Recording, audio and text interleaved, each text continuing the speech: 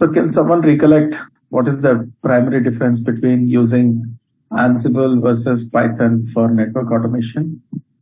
Our primary objective is network automation, right? We should never forget that that is the ultimate goal.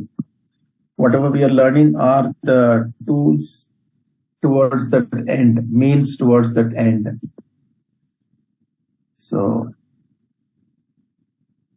then the next question is, why so many tools?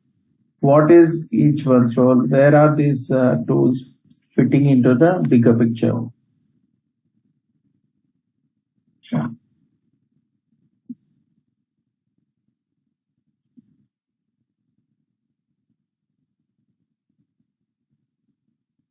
Python was a general purpose programming language, right? Which means you can write program in terms of instructions that you give to the computer to asking it to do something. So that is more of imperative programming. I mean, you decide the logic, you put down the commands, instructing the computer, okay, just follow these instructions and execute them in the order given to achieve something, some purpose. And specifically to solve the problems in network automation, we have some third-party libraries like Paramico, NetMico, which will help us to easily connect to the remote network devices and carry out the instructions that we have given. This is where the real power of these packages or this programming language comes into picture. Right? You figure out what is the configuration to be done, put it in the form of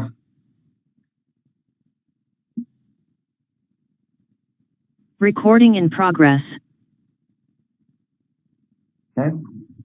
So using Python, how we go about solving network automation problems is, start writing Python instructions using third-party libraries which are available to connect to network devices like Paramico, NetMico.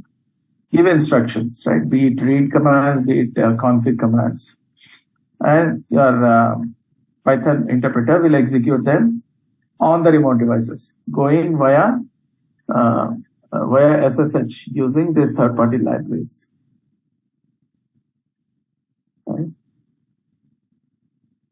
Now, for people who are not so much into programming, people who do not want to learn programming, or simply for let's say, I mean, I know programming, but I have a better tool, right, which will let me achieve the same objective without writing code.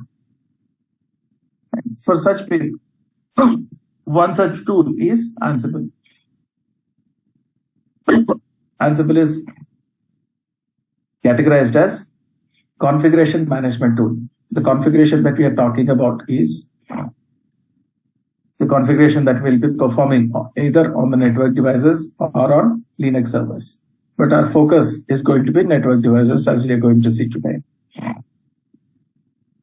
Now, how Ansible is different from Python is, Ansible is not a programming language, right? So you don't give those step-by-step instructions. Declare this variable, store this data, then this is the way you go about processing the data. These are the third-party libraries that you'll be doing. You will not be doing any of that. Of course, you will give instructions. Of course, you'll be giving instructions, but that is more of a declarative kind of instructions that you'll be giving, rather than saying what you want to achieve and how exactly you want that to be achieved in a step-by-step manner using if conditions, for loops, as we have done in case of Python. Here you specify more like, okay, these are the devices I want to connect to. These are the instructions that I want them to be carried out. How you do it, you figure it out. Of course, we have to tell Ansible how to go about doing it, in the sense that there are pre-written modules there are pre-written pieces of code which are already written and stored in Ansible in the form of something known as modules. Module, as we have seen in case of Python, is nothing but a Python code. Module is nothing but a file containing Python code. Now these modules are written in such a way and provided via Ansible that you call the module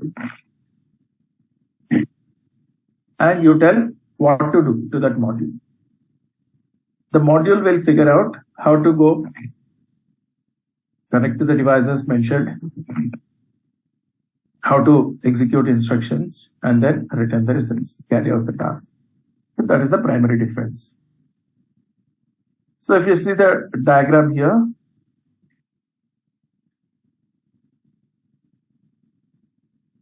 right, there is something known as control node on which Ansible is installed. There are a bunch of managed nodes on which we are trying to make some configuration changes or execute read commands. Now, the list of these nodes for easy reference of Ansible has been put into a file called as, excuse me.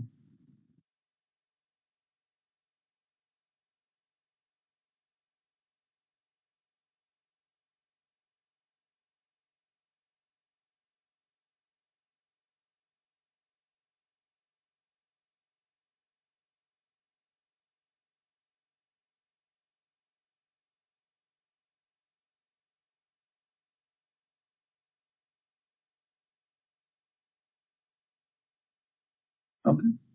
So the same list of nodes for easy reference of Ansible is put into a file known as inventory file, right? And the set of instructions that we want to give to Ansible on what to do is put into a file called as playbook. And this is a YAML file, YML or YAML. Right? We had briefly seen how YAML files look when we are doing file input-output in Python. Right? How to read data from YAML files into Python dictionaries. How to write data back to YAML files. Okay. That's how Ansible works.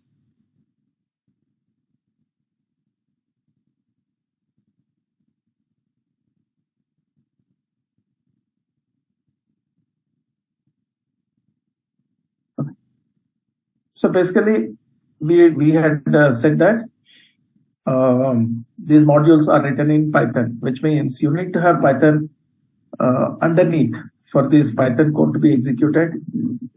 And we are talking about Ansible supporting different kinds of devices, network devices, non-network devices, Linux devices, and so on, where Python may or may not be there. Right. So there are two scenarios that arise. There are a set of devices which Ansible is trying to manage, on which Python is available. There is another set of devices which Ansible is trying to manage, on which Python is not available. So the way Python deals with this is, okay, it figures it out. It goes and, we have to tell, right, whether it is a network device or a non-network device. The assumption is that yes, network devices typically will not have Python installed on it. Non-network devices, which are nothing but your other Linux host or Windows host, they will have Python installed on it. Right? If they are non-network devices, simply SSH to the device, take this module, which is nothing but your Python code, execute it on the target node, because there is Python already on that. This part is clear. If you are dealing with, let's say, Windows machine or Linux machines, how Ansible works is, from control node, it takes the module along with the parameters that we are passing to the module. Simply via SSH, it connects to the target devices via SSH and pushes this module onto the target nodes. the module gets executed there and the task gets performed there. On network devices where Python is not available, how it works is it executes the Python code locally and just carries the script part in terms of which can be understood by the underlying operating system, be it Cisco iOS, be it Arista, EOS, etc. It takes those instructions, directly executes them on the network devices, again via SSH, but with a special connection mode known as network_CLI. Right? How normally we talk to network devices, right?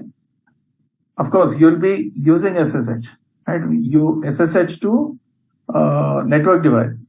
Where you land is, but once you go to the network device, can you directly start executing your regular commands? No, right? What you'll reach is network command line interface.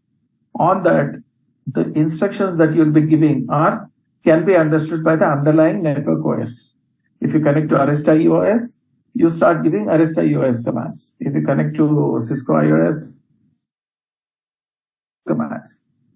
Same thing Ansible also does. So we have to tell Ansible what is the underlying network OS that we are dealing with. Is it iOS XE? Is it iOS XR? Is it Arista EOS? Or is it PAN OS? Etc. etc. Once we do that, it uses SSH to reach the target device, and it uses the underlying CLI, command line interface, to execute, to carry out the task. How does it get those exact instructions that need to be executed? Those have been provided by your Python modules, which execute locally on the Ansible control node.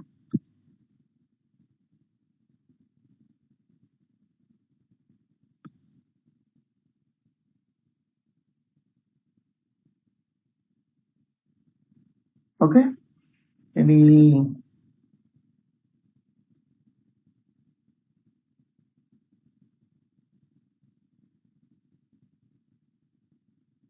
doubts here?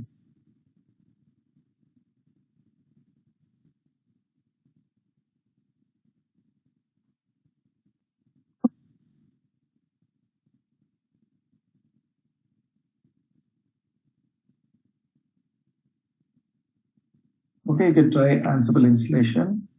Have I given this link in my previous session? No, not it. Okay. This is a DigitalOcean link which nicely explains the step-by-step instructions on how to install Ansible. Ansible installation is supported only on Linux. So your control node has to be Linux. Managed nodes can be either Windows or Linux or network devices.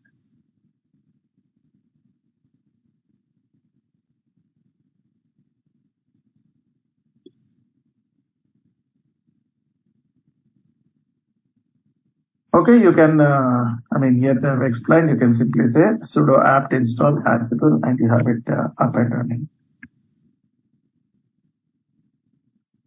Before that, we just have to point it to the repository where Ansible can be downloaded from, and then update the local repository with this link, and then say sudo apt install Ansible. Once successful, we'll be able to check using Ansible space -- version.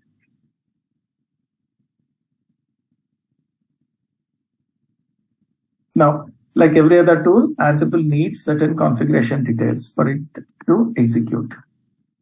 So by default, there's an ansible.cfg configuration file. Now, where will it find that configuration file? Is defined by these locations. First, we can set this environment variable called as ansible_config, and in this we can specify the path of ansible.cfg. If this is present, Rest all locations will be ignored. First preference will be given to this. Suppose this is not there, Ansible will search for the ansible.cfg in the current directory. Suppose this is not there, it will search in logged in users home directory. Suppose this is also not there, in etc ansible, under etc folder, there's an Ansible folder which gets created when we install. Inside that, it will search for it. Okay. Now, since you have multiple locations, if you're not sure where your Ansible is located, if you check for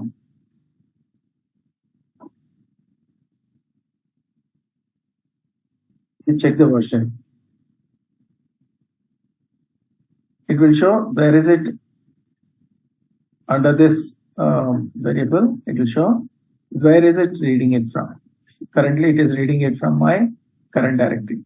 I am in this directory. Inside this, I have ansible.cfg. It is reading from there.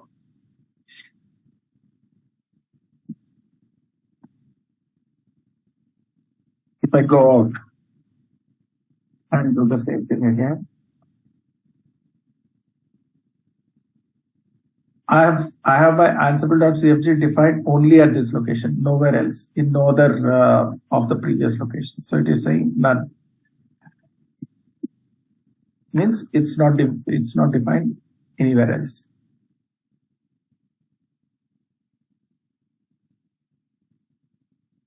Now, what exactly is contained in ansible.cfg is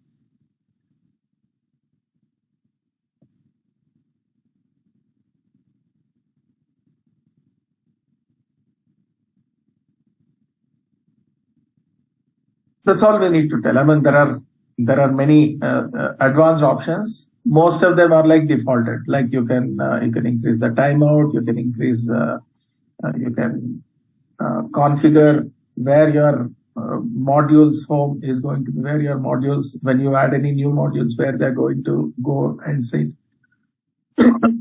Like this, you can define a bunch of configuration settings. But if you do not define, almost all the settings have some or other default value defined. So it will be taken, the default value will be taken. So we don't have to really worry about it. All we need to specify, okay, where is your host file? This host file is nothing but the file which tells inventory file, right? This is, I mean, I can name it as either host or something else. But inventory file is the file which tells Ansible which are the devices that it is supposed to manage.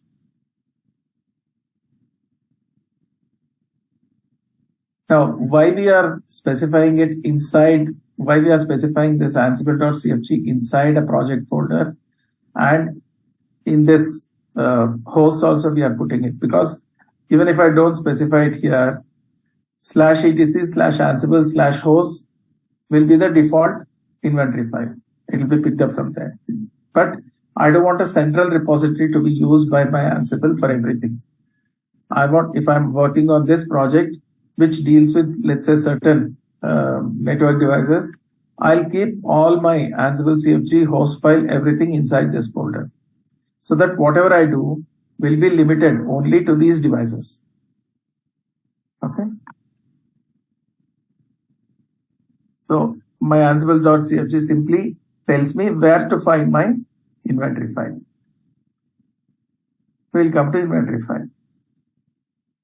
One way to write your inventory file is simply put your IP addresses. Simply dump all your IP addresses of your devices, be it network, be it Linux, it works. But using IP addresses, it is difficult to refer to them. So we give them some easily identifiable host names. Okay. Let's say I want to call this as R1, R2. Now these names may or may not match with the actual host names on the devices, right? But it's a good practice that whatever is your, for example, this is my Eve. This is my Eve. My host name is R1, S1, R2, S2, and so on. So it makes sense, logical sense for me to define my host names R1, R2, S1, S2.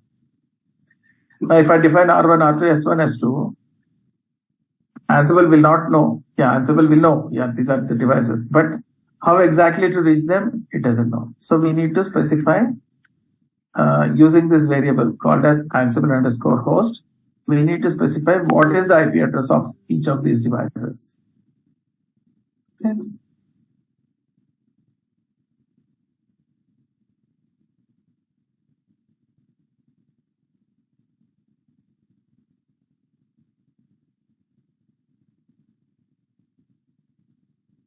So I'll specify R1, R2. R1 Ansible host is this. R2's Ansible host is this. S1 corresponds to Ansible host this. S2 corresponds to this Ansible host.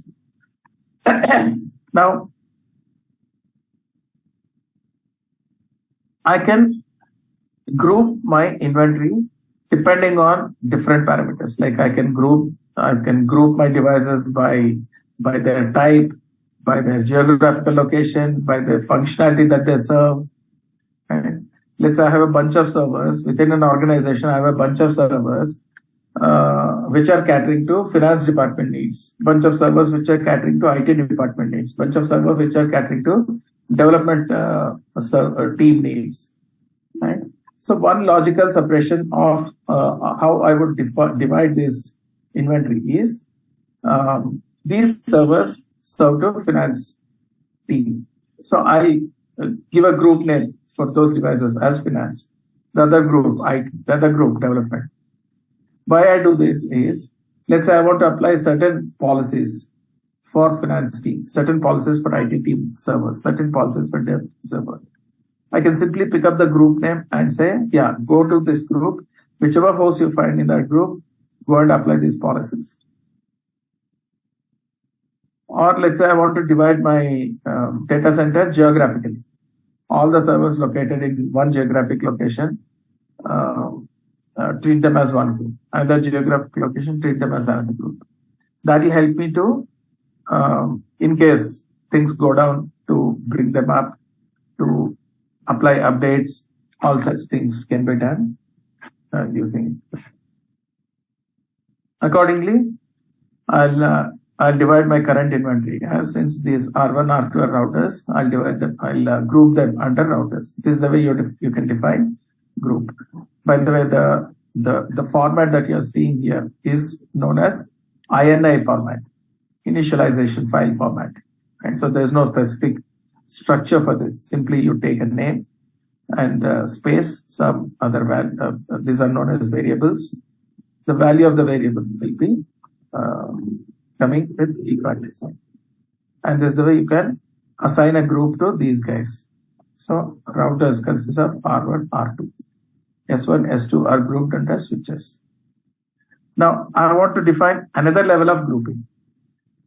Parent-child relationship within groups. I can do that like this. Now, what are these routers and switches? They are my devices, specifically network devices. Right? So I'll create another group called as devices or network devices. And I'll say, this guy is a parent. He has children. These two, whatever we have defined above. These two groups will be children of devices. Okay. Now, if I want to do something with all my devices, I'll use this name. If I want to do something with my switches, I'll use this name. If I want to do something with my routers, I'll use this. Now, you see these I've been calling them as variables, which means, remember Python variables concept. What are variables in Python? Anyone? How did you define variables as Python and why do we use them? Just to use some values to give them. Yeah, temporary storage locations. Temporary storage, which you can use to store data. Same thing here also. Now R1's IP address is this. So I need to store this IP address somewhere. So I'll define this variable and put it in this. Now Ansible is predefined, which means it works using some modules which are already created. So I cannot use any name which I like. I have to use predefined variables, built-in variables. And these are all already defined in Ansible. If I want to define something as network Ansible host, I have to call the variable as Ansible_host and assign IP address. Okay. Now this variable is specific to this host because I'm specifying the IP address of this guy in this. So a logical place for me to place this would be right next to it. R1's IP address is this, which is stored in this variable. R2 same, S1 same, S3 same, S1, S2 same. Now all this, as we said, are network devices, specifically iOS devices. So, and I said we need to tell Ansible what is the network operating system that you're dealing with, so that it can execute your Python code, take the OS specific instructions, go and execute on them. So we'll be using another built-in variable, just like we have Ansible_host, we have Ansible_network_OS, in which we'll specify what is your network OS that you're dealing with. Since these are all my Cisco devices, my Ansible network OS will be iOS. This is predefined. iOS is predefined. This is also predefined. Now, why I'm specifying it here and not here is, right? Suppose R1 Ansible host is this, Ansible network OS is this, R2 Ansible host is this, Ansible network OS is this. Same way. You see, there's a duplication, right? This is getting duplicated here, which is not a good idea. This I cannot help because this will be unique to each device.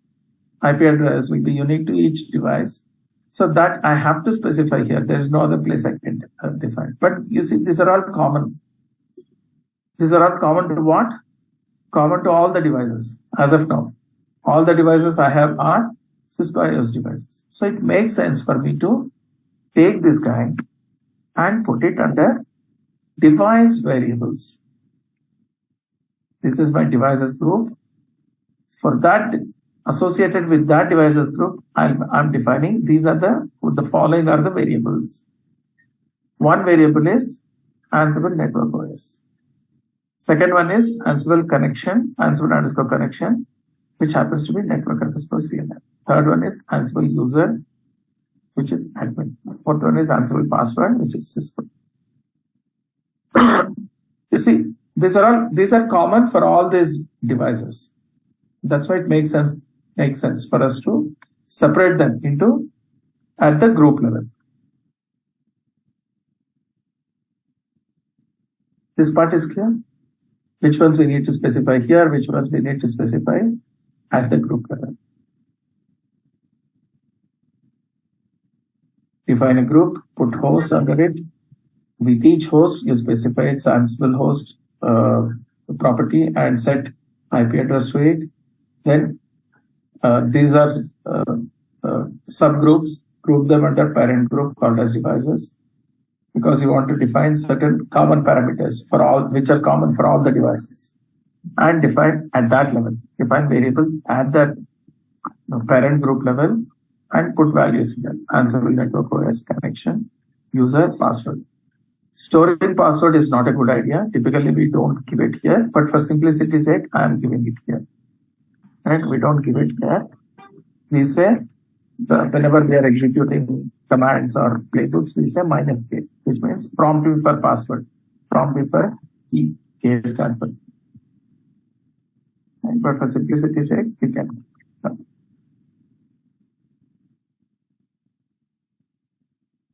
Okay, that's the way you define your hosts. Any questions here?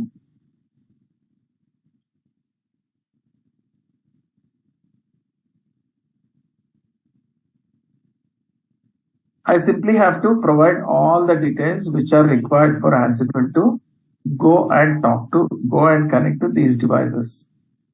Right? That's all your host file does. What are all the devices? How to talk to them.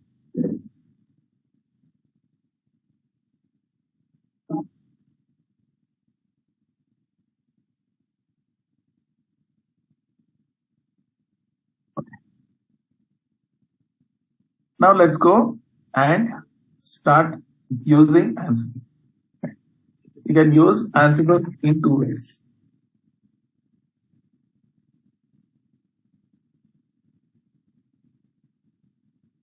One is ad hoc commands.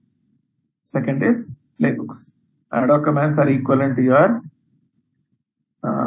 Python shell commands that you use to give at the Python shell.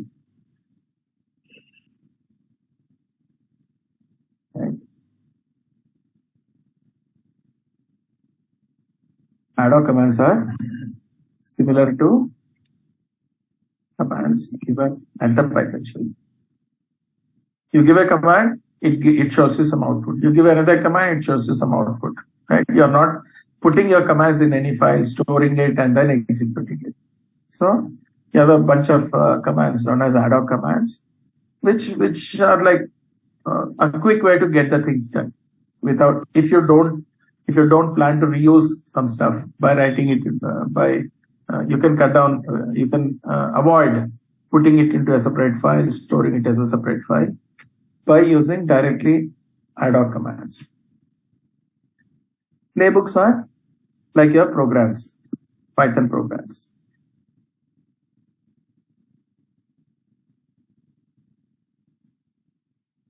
Where you have written certain instructions and stored it for future use. Right? You wrote some logic to connect to a router and then execute some config commands to create a, let's say, VLAN. Right? You don't want to write that code again and again. So you write it once, save it, you keep using it again and again. So that is your playbook. So whether you use ad hoc commands or playbooks, you'll be going via modules, okay? Ansible modules. You give ad hoc commands using the Ansible modules because Ansible understands only Ansible modules. Ansible modules are like commands which you can give it.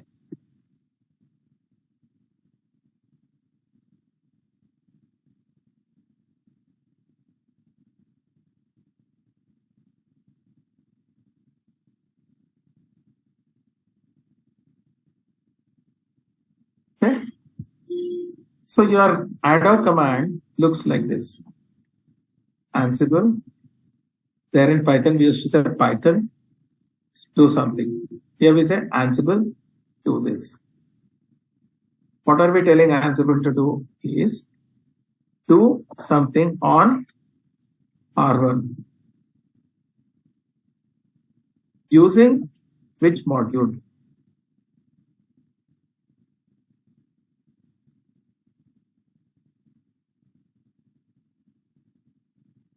Right? There's a module known as command module, which can be used to directly give some commands to your underlying device. Since we are dealing with network devices, it understands, and we are going through network CLI. This module, the module which is used to give these commands to the network devices is called as CLI underscore command.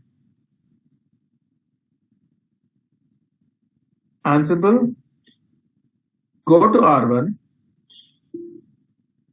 use CLI command module with the following arguments.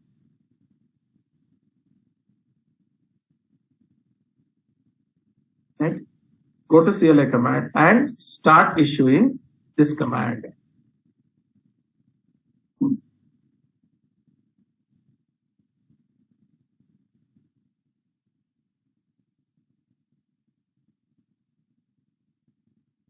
Show version.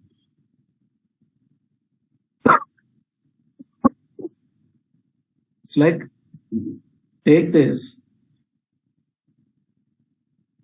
go to this guy,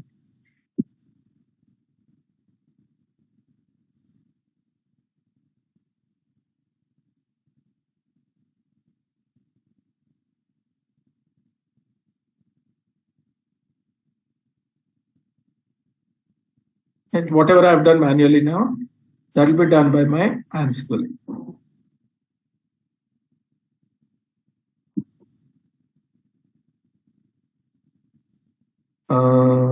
Yes, I can.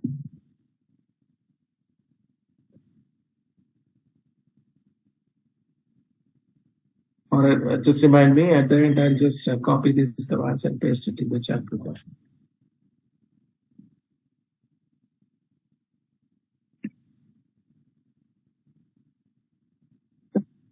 So I'll go to my Ansible command line. Ansible, go to R1, use the module, CLI underscore command.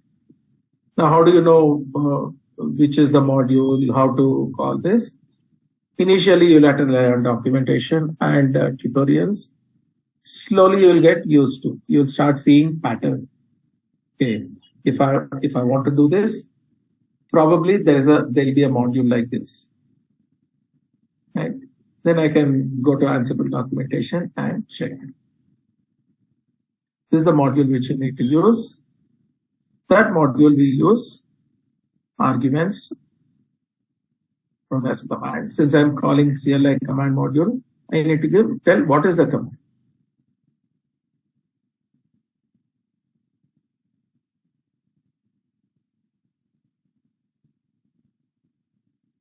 In Ansible, if you see something green, yes, you can be happy.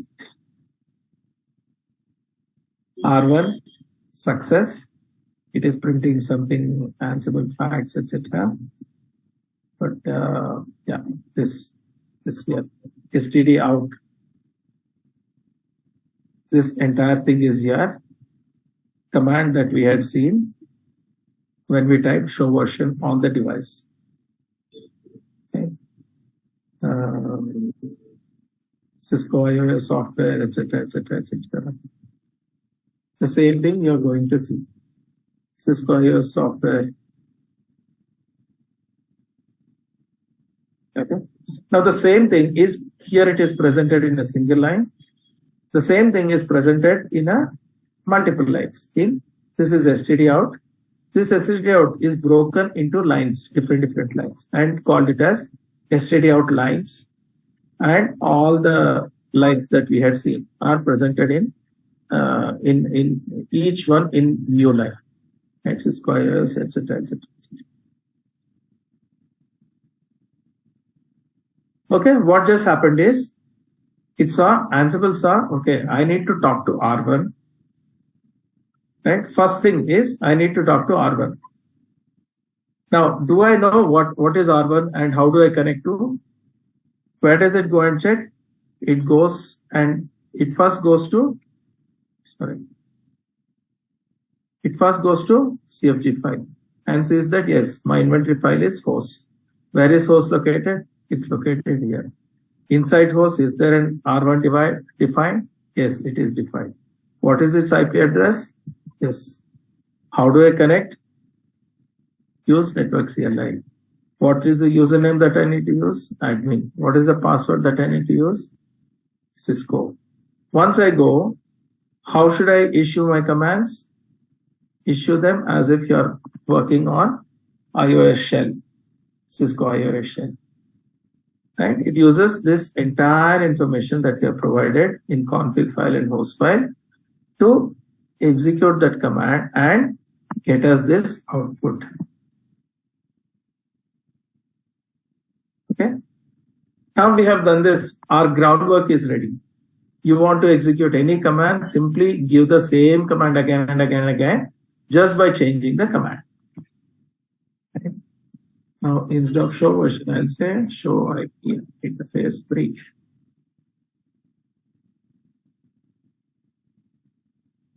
Okay. This is std out. This is a single line format. This is neatly put in multi-line, which looks exactly like on the device. If you give this command on the device, how it would look? It would look like this. Okay.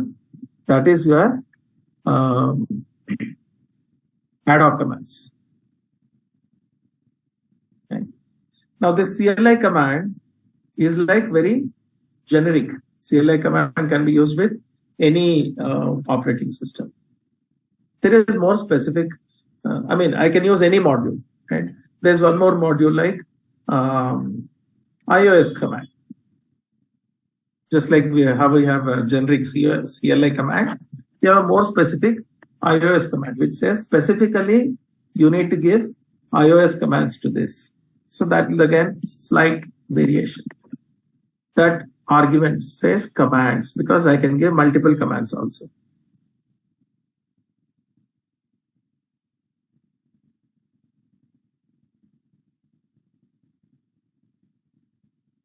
Okay, I can use another module known as iOS command, which is slight difference in the way because to this I can pass multiple commands.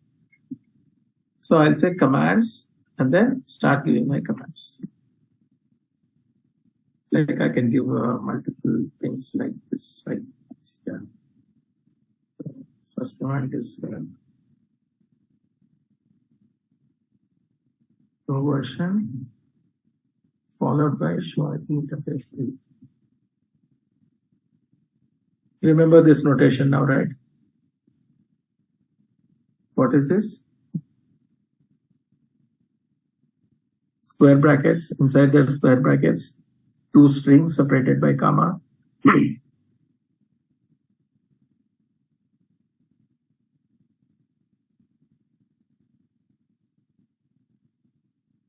From Python.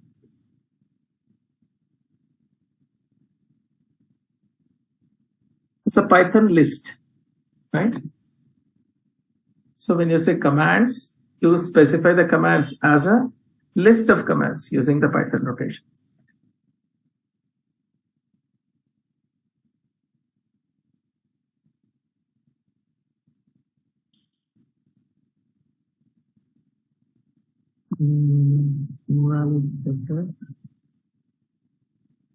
Commands.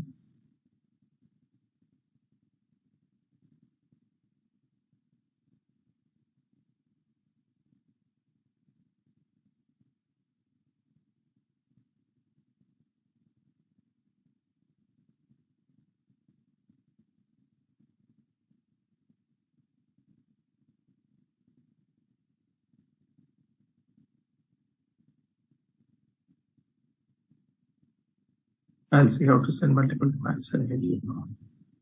For now, this is working on.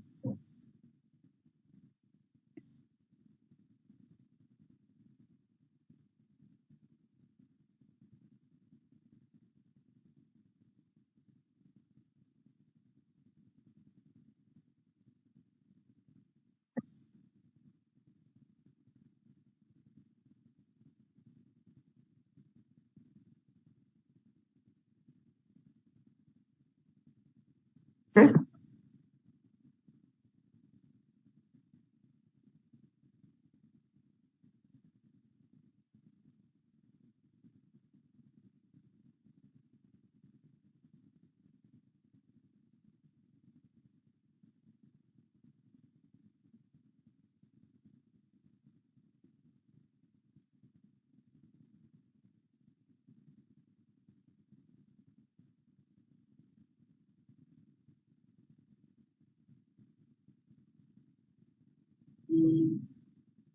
Okay.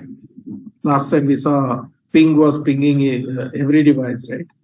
Actually, ping is not the proper command to be used because ping works well with Python devices on which Python is installed, because it will actually go and try to execute the ping module and gets a response called as pong, and that will work only if the device is up. But we said that for network devices it works differently, right? The Python command executes locally, and locally Python is there, and irrespective of whether the remote device is up or not, it keeps saying pong. When you say ping, any network for any network device, since the Python code, which is corresponding to the ping module, is present locally, it executes locally, it keeps saying pong. So the proper way to check whether the network devices are reachable or not is by using something known as net underscore ping. And this will be using, we'll put in a playbook and then we'll write a script for this and then check which devices are up, which devices are down.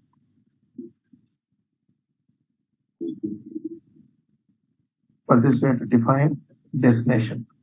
If you're pinging, what should be your destination?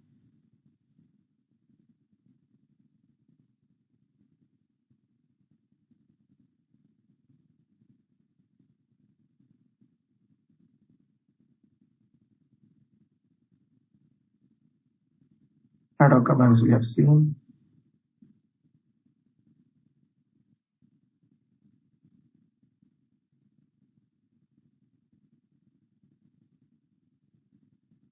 Okay, these are network commands that we have seen.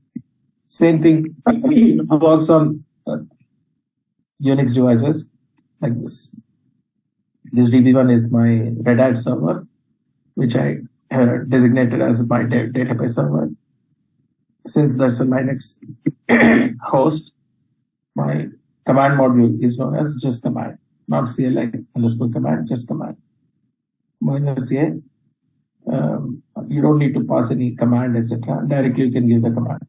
And the command which I'm giving is touch some file, create some file at some location. And then it gives this kind of message, yes, done it. Then once you create a file, you can copy content to that file. Right? You created file using the touch command in the previous command. In your next command, you can use the copy module. There's a module called as copy, which copies some content to a destination. It can copy either a file from a source location to a destination, or it can copy some content to some file at the destination location. So Ansible deliver -n copy -a. Inside this A, your complete command. Content is this, destination is this.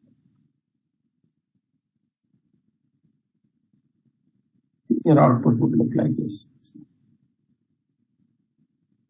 Change true, which means yes, I've done what you asked me to do.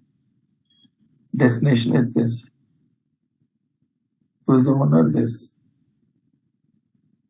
Source, where is it coming from? It put it in a temporary location.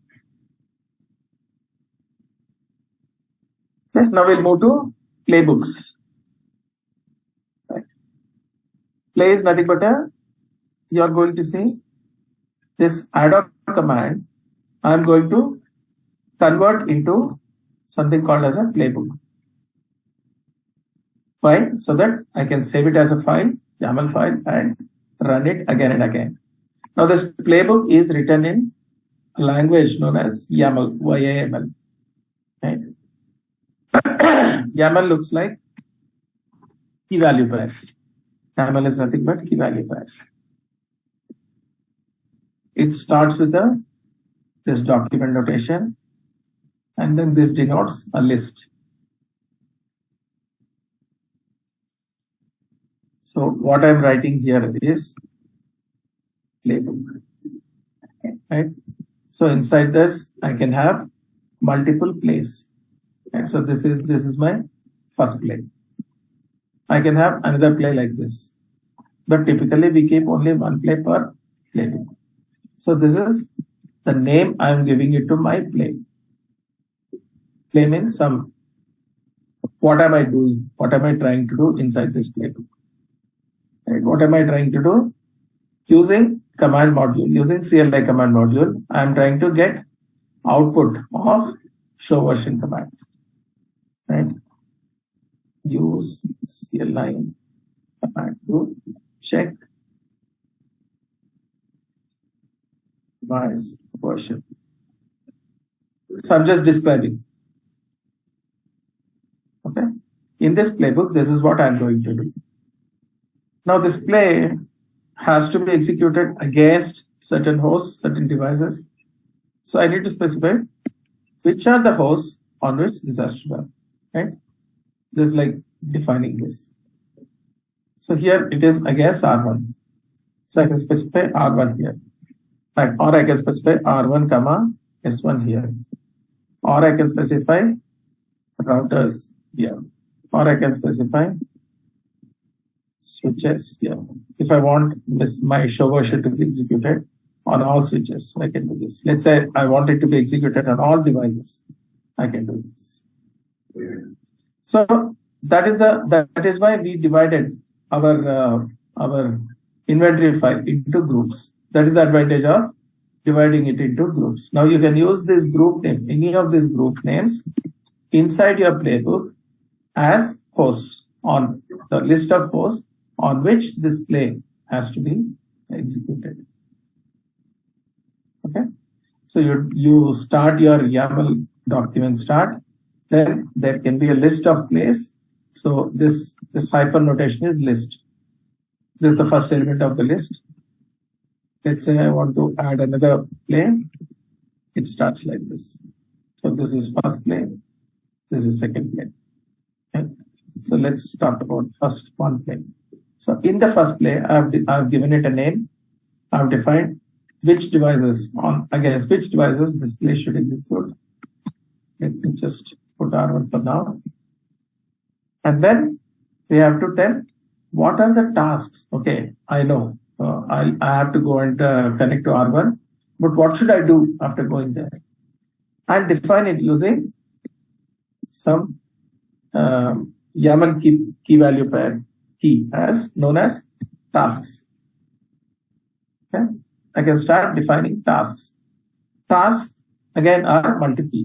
There can be more than one task. So that is going to be a list of tasks. And I know now how list is defined using this hyphen symbol. First task. I want to give it some name. It's a good practice to give your names to your play, to your tasks, so that in the output file, it will show these names so that you'll know, because typically Ansible output, you will get a very big output sometimes. You won't be able to figure out what exactly is happening, why you are getting so much of output. So in such cases, when you give your name to your play and to your tasks, you'll be able to easily identify, okay, this is the response which is for the play, this is the response for the task. So you can exactly know whether the task has been carried out or not. Okay, so give a name to your play, define against which host this play should be executed. Inside the play, we discuss about the hierarchy. Playbook consists of plays. Each play can consist of tasks. Tasks are the individual things which are done against the host using modules. Now this is where I'll be using module. What is my module? CLI command.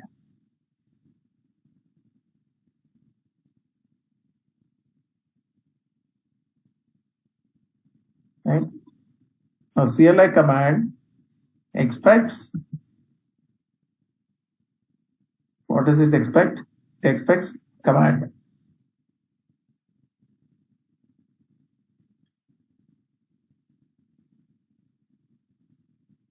What's the command here? Show version. That's all. So this is your playbook. This is the format. This is the YAML format. Start of YAML document. First play. Key, value. Key is name. Value is name of the play. Key is host. Value is R1. The list of hosts on which this command should be play should be executed. Key is tasks. There can be multiple tasks. First task is, I want to give a name, right? I'm not giving.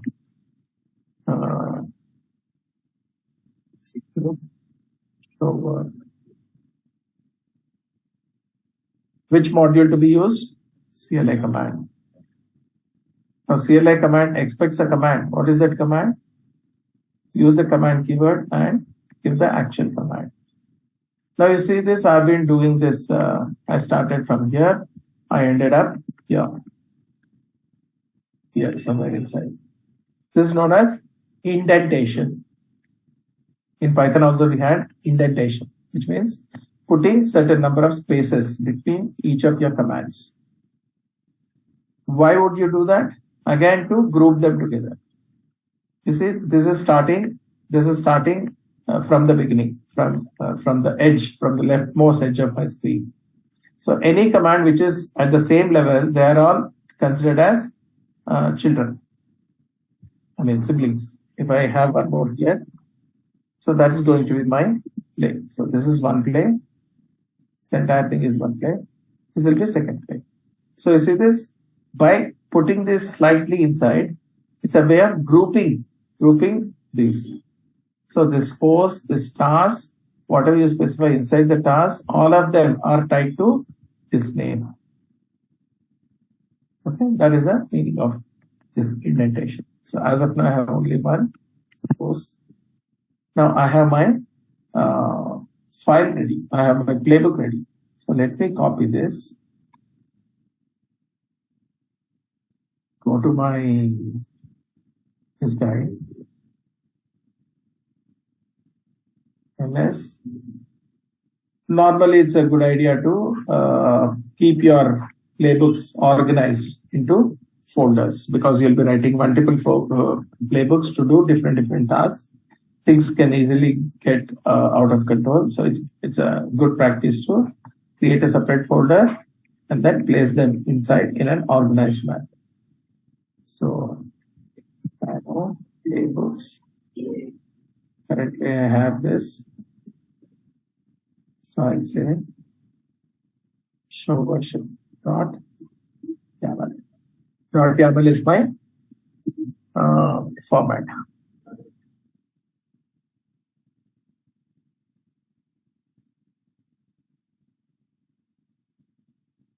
Nano is a text editor. So I'm saying I'm creating a new file inside playbooks folder. Using Nano editor, create a file known as show_version.yaml inside playbooks folder, which is here. I'll copy paste my command, paste my commands, what I have put here. Play, host on against which it has to execute. What are the tasks to be carried out? For carrying out this task, what is the module to be used? For this module, what are the parameters to be passed? Save it. Now you need to execute. Your playbook. Now Ansible, simple plain old Ansible was a command to execute ad hoc commands. Since we are executing playbook now, they have given us a separate command, Ansible -playbook. Right? This is the command to execute Ansible playbooks. Say Ansible playbook space. Where's your playbook located? You are currently here. You are inside your work directory. Your playbook is inside a playbooks directory. So you say playbooks show_version.yaml. Oh, Ansible playbook. Go to the playbooks folder. Pick up this YAML file and execute whatever instructions, whatever plays have been defined inside it. Hit enter.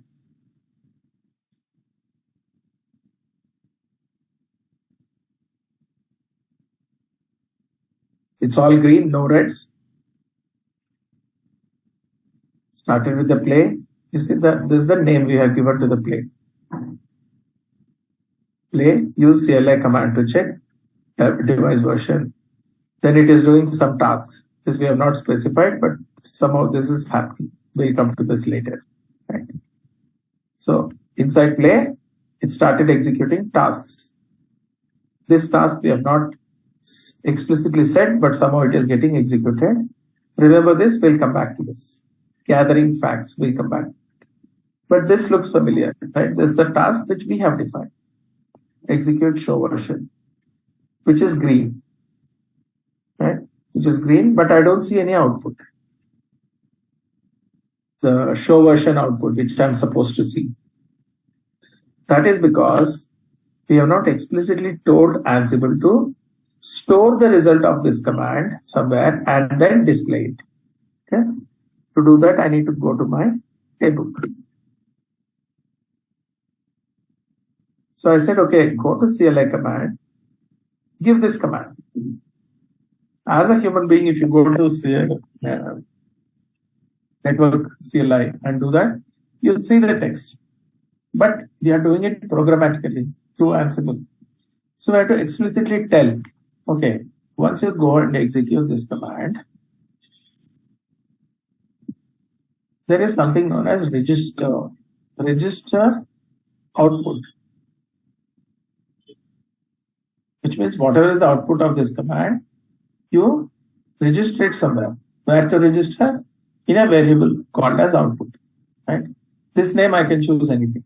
I choose to keep the output of the above command in a variable called as output. But this is a keyword. Right? And register has to be at the same level as the module, which means you are whatever is the output of this module, you are sending it via register module into this variable output. Okay. So by the time this task executes, the variable called as output will have all the show version, result of executing the show version command. So somehow we need to print it. In Python, we used to simply use the print statement. Right? In Ansible, it's not so simple. We'll have to do some another module, but that's the way it is. So I'm writing another task inside tasks. Inside tasks, already I have this task which is executing the command and storing the output in a variable. Now I'll write another command, another task to read this variable and display the data onto the screen. Okay, so I'll say name print output. The module to be used for this is there's a module called as debug. Okay, module called as debug. Now debug variable keeps track of all the variables which are being used, right? And here we said our output is stored in this variable output. So we'll say what to debug? A variable. What is the name of the variable? Output. Okay. Create another task, give some name. The module to be used is debug. The parameters it expects is variable. Which variable? Which variable to debug? Which means show the data. Save it. Rerun it. So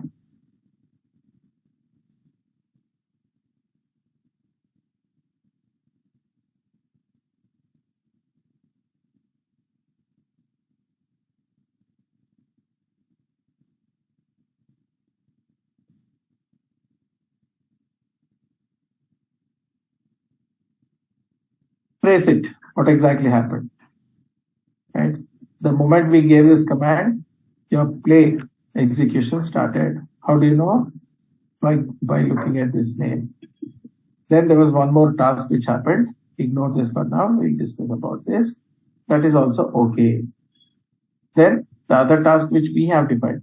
So looks like this is internally happening system defined task. This is user defined task. Execute show version. It is successful. Now next task is print output. That is also successful. Output is equal to all this information. Whereas standard lines is equal to all this information. Now, what is this format? The output book. Can anyone recognize this format? It starts with curly brace. It also has a key. It has a value. Key value. JSON. Yeah. Dictionary specifically in Python. But since we are not in Python, this is JSON format.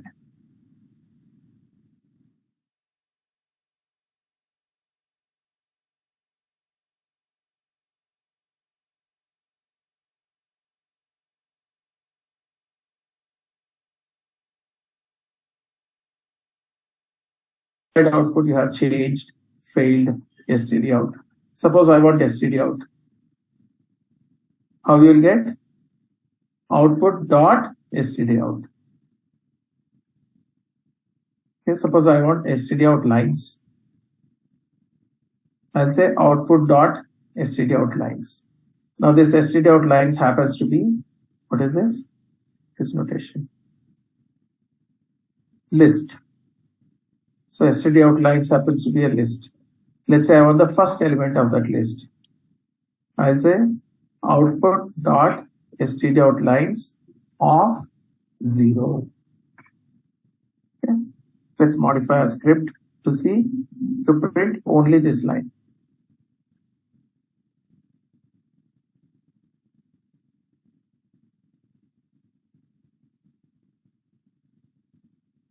So instead of printing entire output, I'll say dot std out underscore lines of 0. Output dot std out lines will take you till those list of lines. Of 0 will take you. How do you save this file? Control S for saving. Control X for coming out.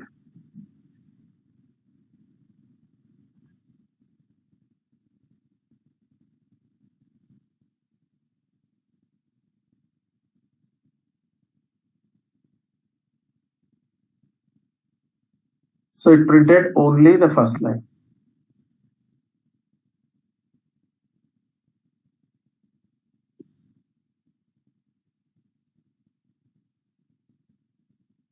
Okay. So the output of Ansible commands is always going to be JSON with certain hierarchy.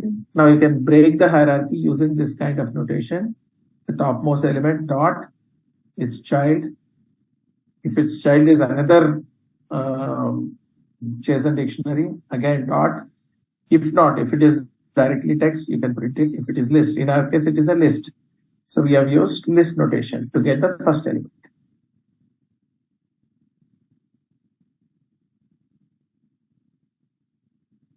We have discussed this, we have discussed indentation. Indentation is very, very important. And this indentation is very, very important. Now, the way to give indentation is 2 spaces. Right? This is my start of my document. My array element is starting here. Space, my name. So my second line, the host, starts with 2 spaces. Then tasks. Tasks and hosts are siblings. Tasks and for this tasks are defined for this host. So they are at the same level. But inside tasks, your module is there. So you again go 2 spaces. 1, 2. Right? Now you can go either 2 spaces or 4 spaces, but you have to be consistent across your document. Right? You can't use 2 spaces here, you can't use 4 spaces here, you can't use 6 spaces somewhere else. So you have to be consistent. Now this is 2. Here, 2 plus 2. Right? 2 to reach the task level. Since CLI commands is child of task, you give 2 more spaces. Now command is child of CLI command. So you go 2 more spaces inside. Now register is at the same level as CLI command. So you put it at the same level. Then this debug task is at the same level. This is another module. Same at the same level as CLI command. So you give it at this level. Now where is child of debug? So you take it to 2 spaces inside. Okay. That is the way you need to give indentation. Of course, you are going to make mistakes. You are going to see indentation kind of errors, and you will learn the hard way, the importance of giving this indentation. And if you are using these primitive editors like Nano, VI, etc., do not use tab. Okay, you might be tempted. Okay, I'm here. I need to go 4 spaces inside before I start typing commands. So you might be tempted to use tab. And tabs will give you error. Ansible will detect tabs. It will give you an error. use only spaces and not tabs. Okay, that is something that you need to remember. Now, these advanced editors, right? For example, I am using Visual Studio Code to write this. Now, this guy is smart enough, right? Even if I give tab instead of spaces, you see, he took only 2 because I've been following that consistently from the beginning. He understood that, oh, okay, even if you hit tab, otherwise by default, tab gives you either 8 or 4 characters of space. But here you see it's only giving 2 because it has detected that, yes, this is Ansible playbook, and as per Ansible playbook convention, 2 spaces are standard. Okay. So if you're working with advanced editors, you can hit a tab. But if you're working with primitive editors, avoid using tab. Rely on your manual spacing to prevent a lot of.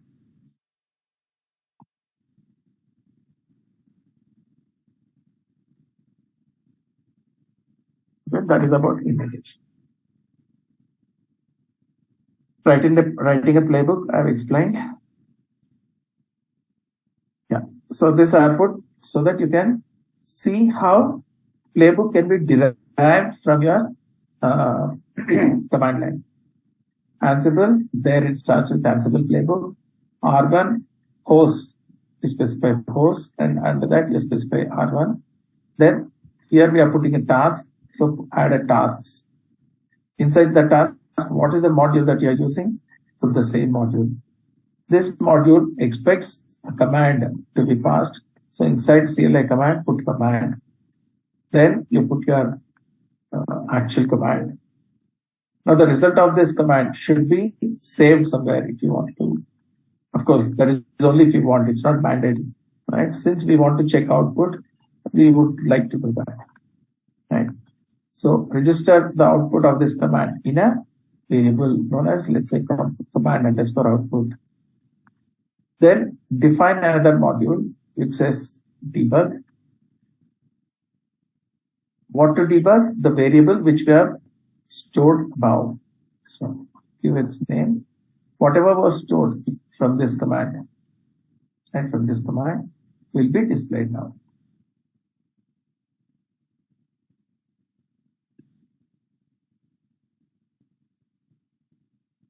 Okay. Running a playbook is done using Ansible Hyper Playbook.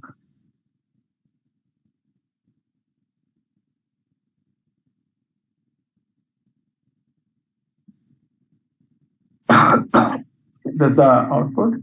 You see the output carefully. Here it's saying changed is false. Have I changed anything on the server? No. Right? This is just a read command. Read command doesn't actually change anything on the server. So change is set to false. Has my task failed? No, because I'm getting a proper response. So since my device is up, I'm able to connect to the device and then be able to execute something. So failed is stored as false. Then comes your standard output, which stores your output as a string, and standard out lines, which stores your output as array list.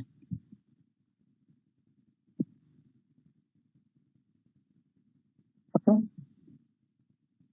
Now you see in my output,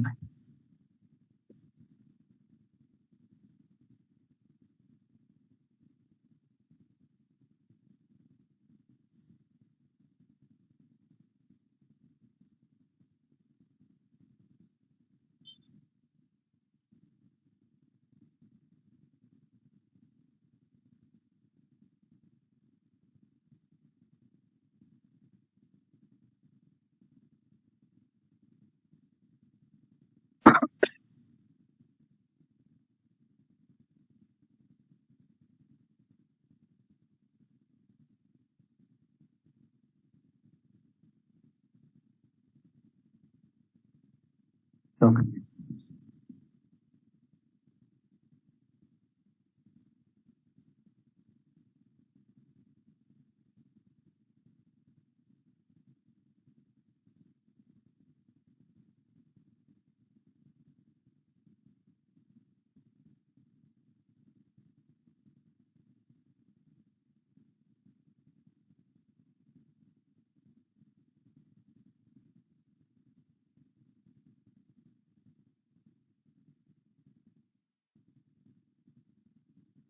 Okay.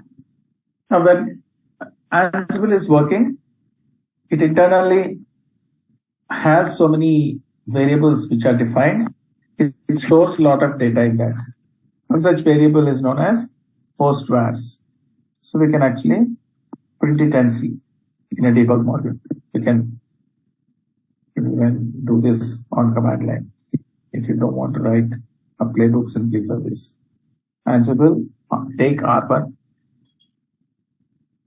Now, Ansible is all about configuring a host, right? It's not like Python, simply execute some script. So whenever you say Ansible, you have to specify on which host this command has to execute. Even if you are doing a generic task, right? You need to specify a host or a group of hosts.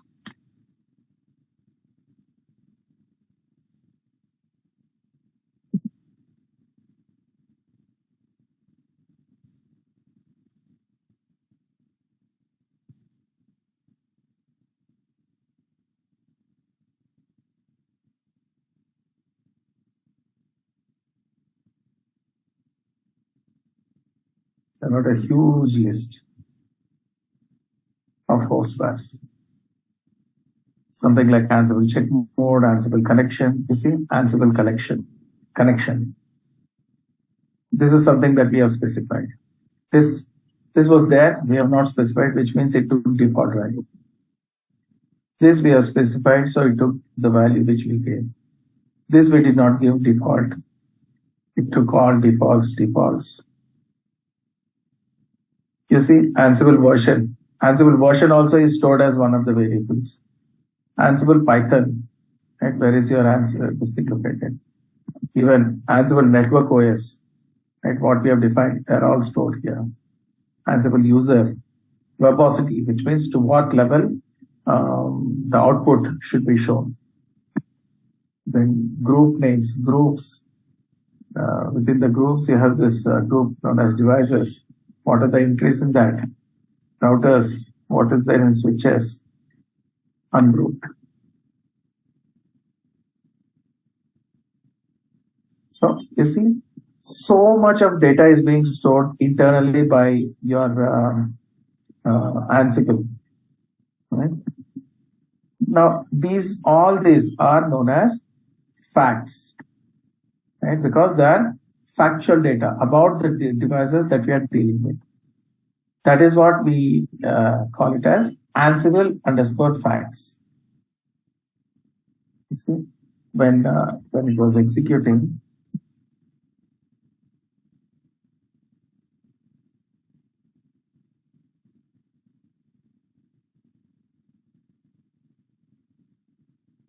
not here, playbook.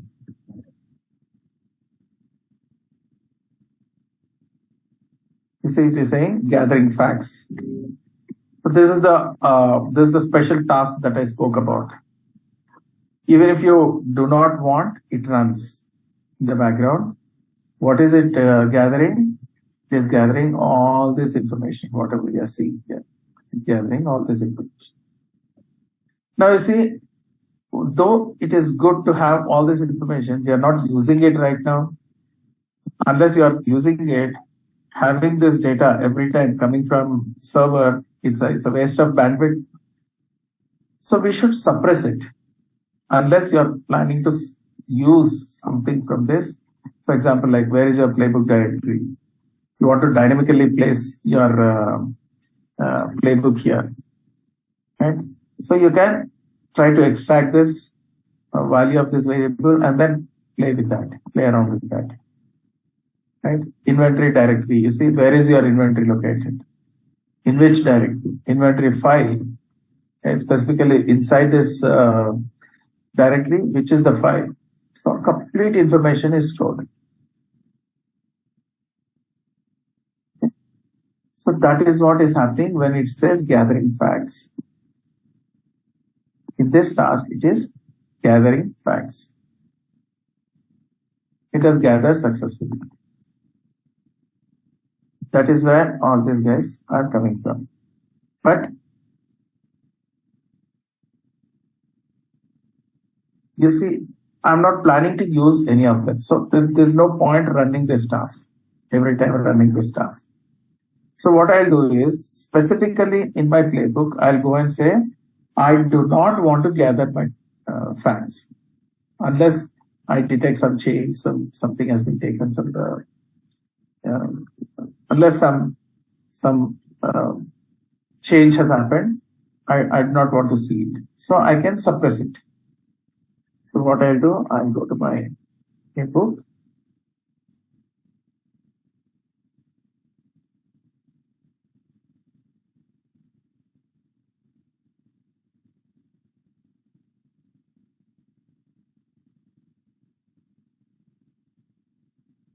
I'll explicitly say gather underscore facts. I can either say false or I can say no.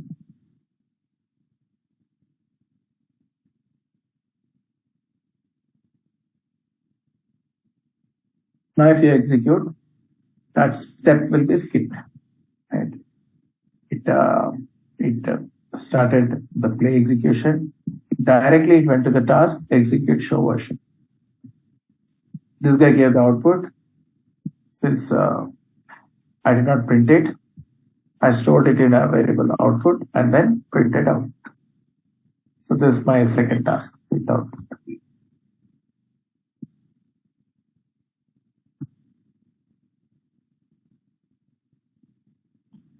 Yeah, so just one doubt. Can we have two tasks in one under one task? Like yes, we can have. They will execute one by one sequentially, just like how we have. You see, here we have, you see, this is the first task, this is the second task. Yeah, but here we have to define, like, I mean, not define, you have named it also, right? The execute row version and then separately you have. So can we have like execute row version under that itself? Can we have the print also? No. Okay. Each task has to be separate. Because task is like your unit, basic unit.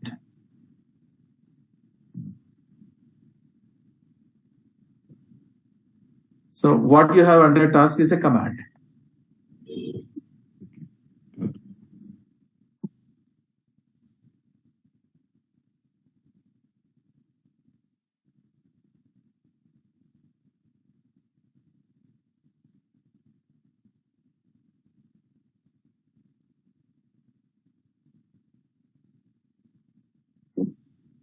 So now what we have done is simply we said, okay, show version, show clock, show IP interface brief, but that's not of much use, right? How we can put this Ansible to a better use is if we can somehow use it to back up our configuration, which is one of the regular tasks that of network engineers, right? Keeping regular backups of your this thing. Currently, you might have some shell script or something which executes that command and then does that. But we can use Ansible, or it might be manual as of now. But we can make use of Ansible. Again, the advantage with Ansible is once you write a playbook, that playbook can be used to run against your entire inventory. Here in my inventory, I have 4 devices. If I run, it runs against all the 4 devices. All 4 devices running configuration will be extracted. Okay, using this show run command. So how I'll achieve this is by writing a playbook like this. Okay. Right? I'll start with playbook, extract running configuration using show run. The command to be used is iOS command. I can also use the other one, CLI command, and use command. Since I am using iOS command, I have to say commands, because there might be, like, as we are going to say next, config commands. Typically, the config commands we give in sets of multiple commands in a this thing. So that's the reason.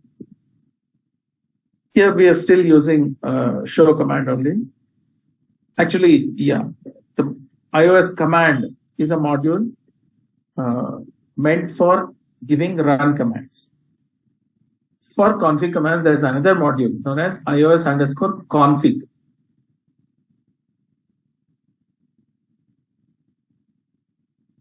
Okay, so I'm using iOS command. This expects a set of commands. Inside that, I have a command show run. Now, I want to register the result of this iOS command. So I put it at the same level in a variable. Right? Now, the running configuration of your whatever devices you mentioned in this playbook is available in this result variable. And we said Ansible has modules for almost everything, right? So there is another module known as copy. Right? Now copy what? Copy content. To where? To some destination. Copy the content. Which content? The result of the show run that you have saved in this variable. So go to result, extract std out, take the 0th element, the first element in this, and dump it into destination file, right? Which is your some folder location that you specify.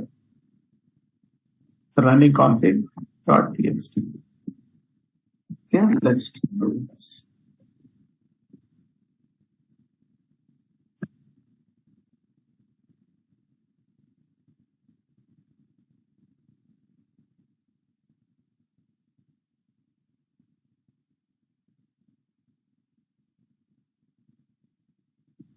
I'll show you how easy it is to write using this guy. I'll call this as config_platform.yml. Right? First thing is 3 lines. Name of the plane. What are you doing here? And for writing config of devices. Next thing is which devices hosts. Let's say R1, this one. Then tasks.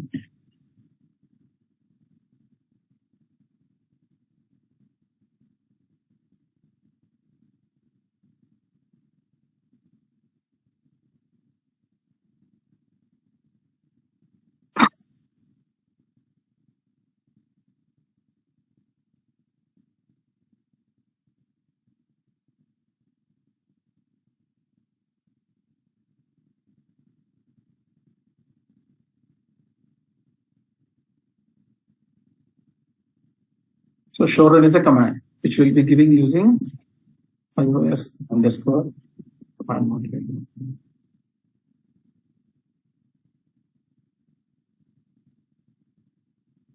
This is where it is going across. It is supposed to take 2.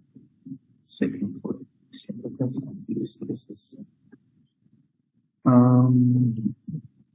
ads. Here again, show version.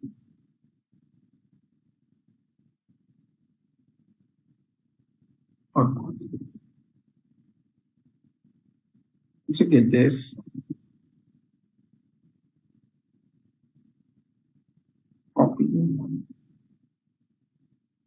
name config to file. The module to be used is copy. Its parameters are content, since I have content line in my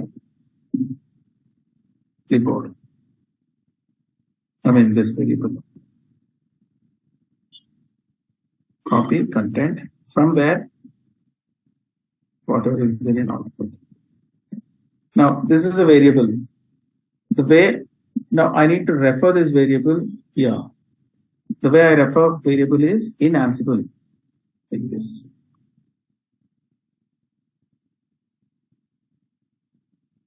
But then you might ask me, when I wrote the debug command,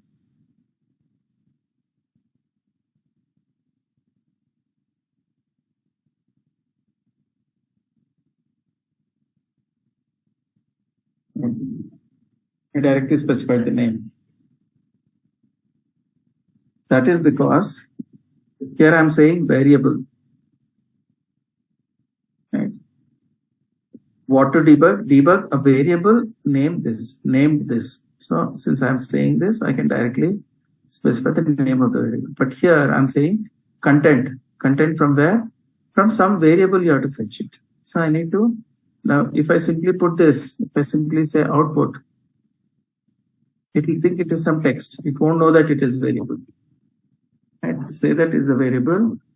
Let's put in this thing.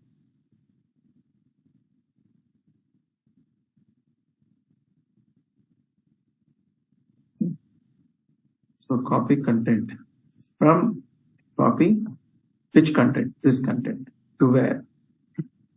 Test dot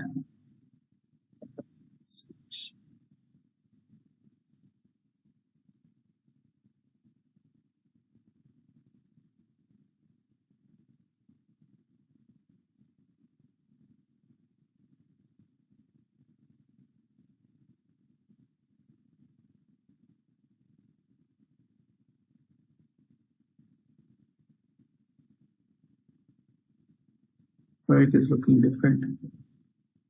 Anyway.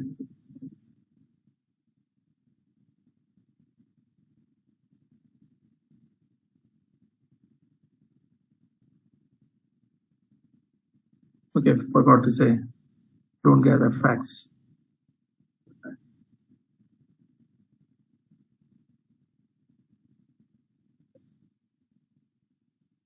Okay, so play, gather facts succeeded twice because we specified two, S1, R1. Then task using show run to extract the running configuration. That was also successful. It failed while trying to write to the directory because the destination directory which you mentioned is missing. Right? When I said dot, it tries to look for here. Here it is not there. So I have to create.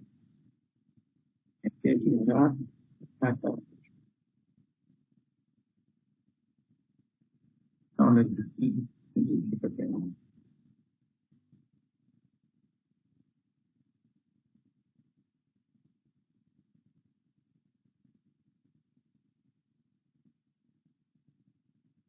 Backup does not exist. Okay. It is trying to check.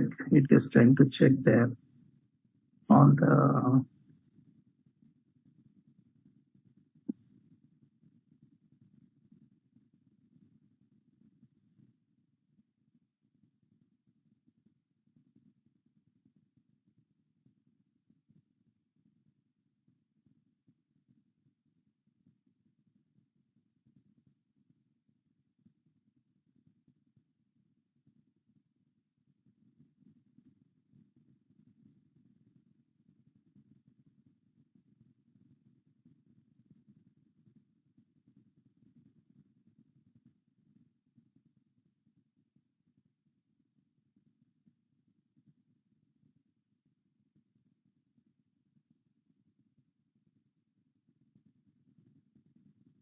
slash current directory.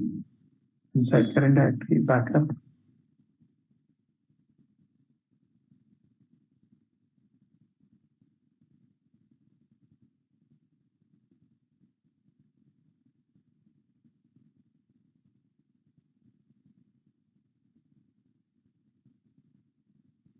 Yeah.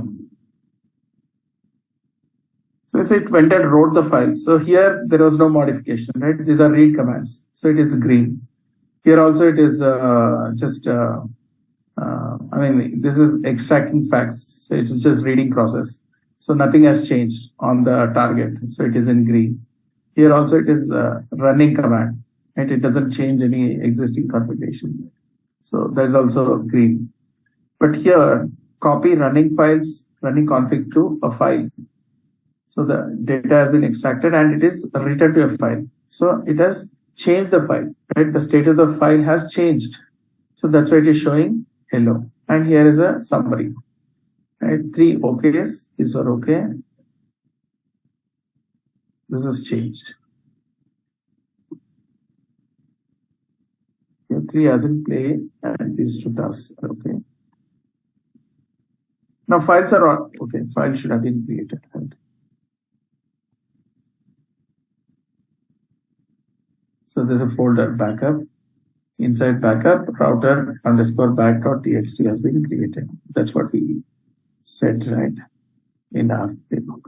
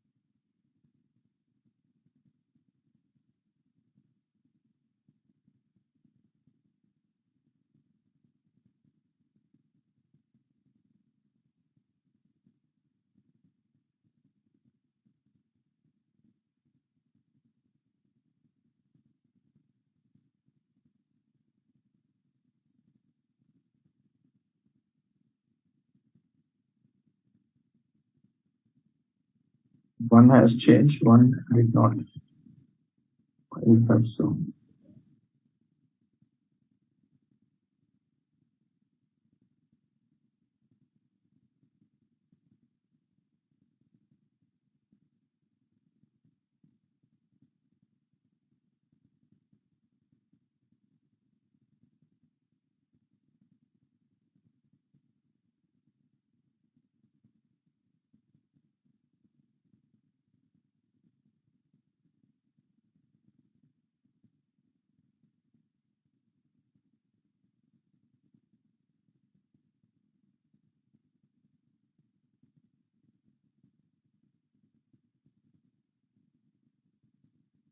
Okay. We chose the same file name, so it is getting overwritten. If you go to the file and see, and first thing is it's writing everything in the JSON format, right? So from this JSON, we should extract this guy and only write that. But why?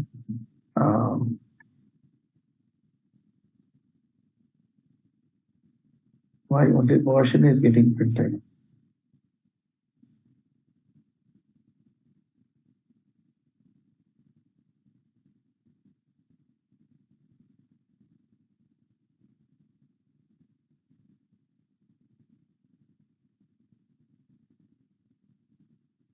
Oh, okay. I have show word, show run, and I don't want content should be output dot std out of 0.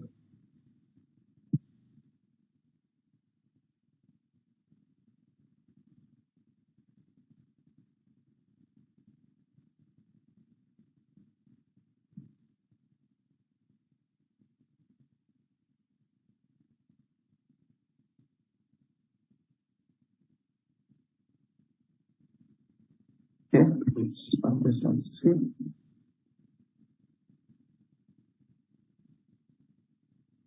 Yeah, one more thing. In the previous thing, right?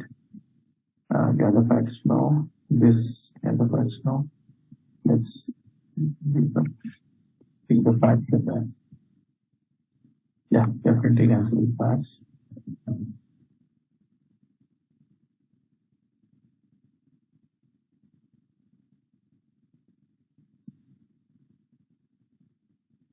I'll say the other facts, yes. I'm printing it. Let me run this once.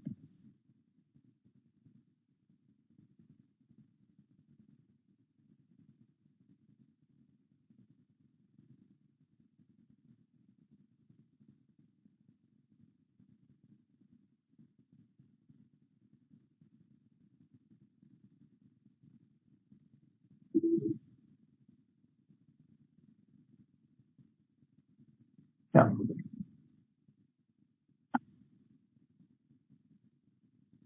These are your answerable facts. Now, in this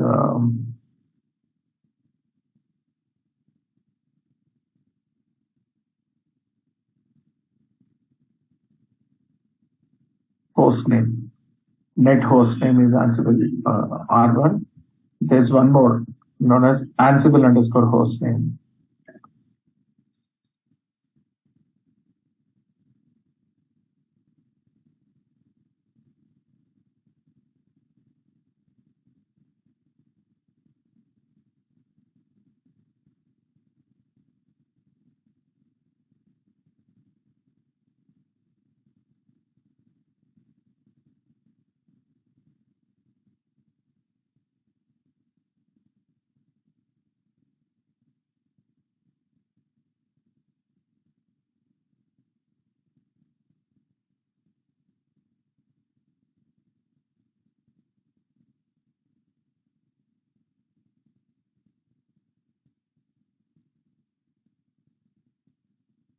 Am I printing? I think somewhere it is hidden inside these lines.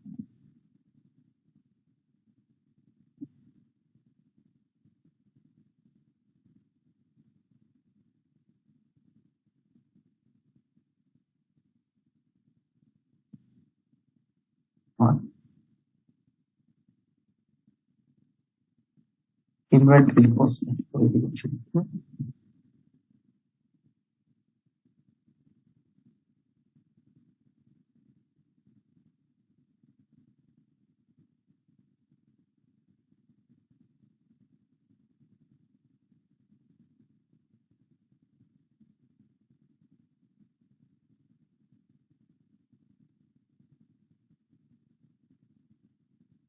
So inventory host name is again another special variable which stores what is the name of this host inside the inventory.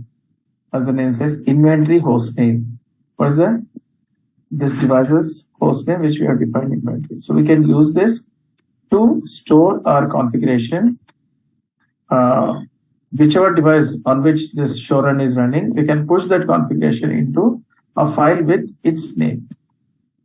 Okay. So we'll go back and modify our config path. Okay. So here, instead of simply saying router.bag, I'll say in this place I'll put a variable.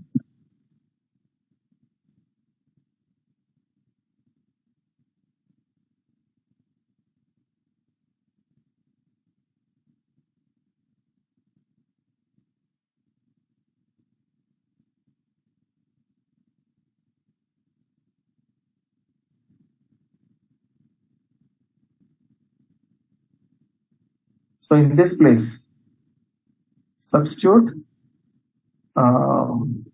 inventory host name. So it will look like inside the backup directory r1.bag.txt. When r1 executes, s1 executes s1 underscore bag.txt. But I don't need facts for this. So it's the rest of them I'll say no.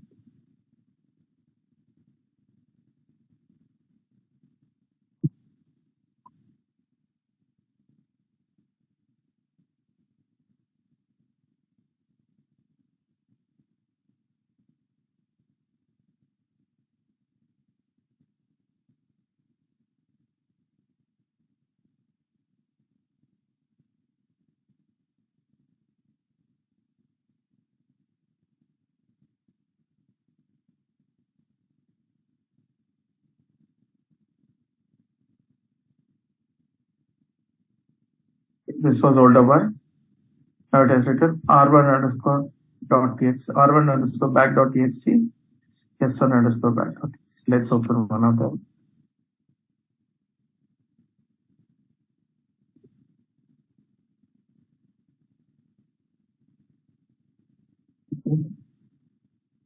Exactly how it has been extracted from the device. It has been written like that.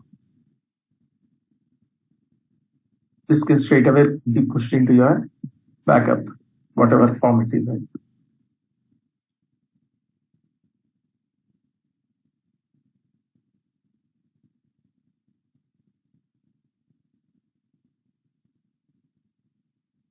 Okay.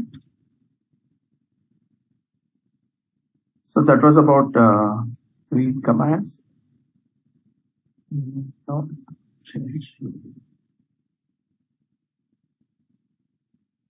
Tomorrow we'll see config command and start with APIs. Right, we'll take an example of Cisco's sandbox. Right, we'll connect to a Cisco sandbox DNS center and extract data using something known as APIs, application program interfaces. Any doubts in today's this thing? You can let me know. Otherwise, yeah, you can close it. Okay, yeah, sure. Just to refer to the configs. Yeah. Yeah. I'll share this entire folder. Yeah. Thank you.